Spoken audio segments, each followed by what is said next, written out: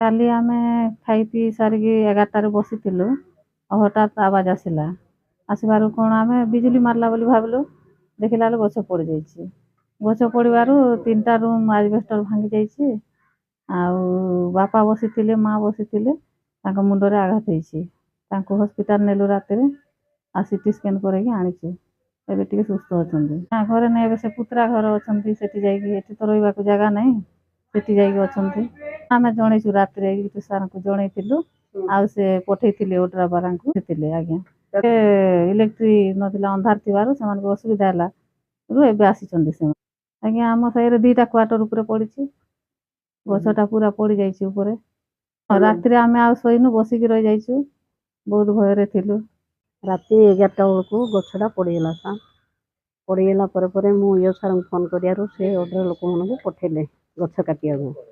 ତାପରେ ଗଛ ଯେମିତି ପଡ଼ିକି ହଇରାଣ ହେଲୁ, ସବୁ ଜିନିଷପତ୍ର ନଷ୍ଟ ହେଲା। ସେମାନେ ଆସିଲେ ରାତିରେ କାଟିପାରିବେନି ବୋଲି କହିଲେ।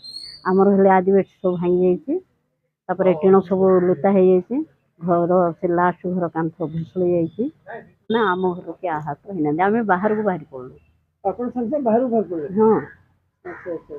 ଯେଉଁ ସାଉଣ୍ଡ ହେଲା ନା, ଆମେ ଶୁଣିକି ବାହାରକୁ ବାହାରି ପଡ଼ିଲୁ। ମାନେ ବୁଢ଼ାବୁଢ଼ୀ ଲୋକ ଟିକେ ଭିତରେ ରହିବେ, କିଛି ବ୍ୟବସ୍ଥା କରିନି ଆଉ। ଆଜି ରାତିରେ କିଛି ବ୍ୟବସ୍ଥା କ'ଣ କରିବେ? ସାର୍ଙ୍କ ସହିତ ନହେଲେ କଥା ହେବି ଆଉ।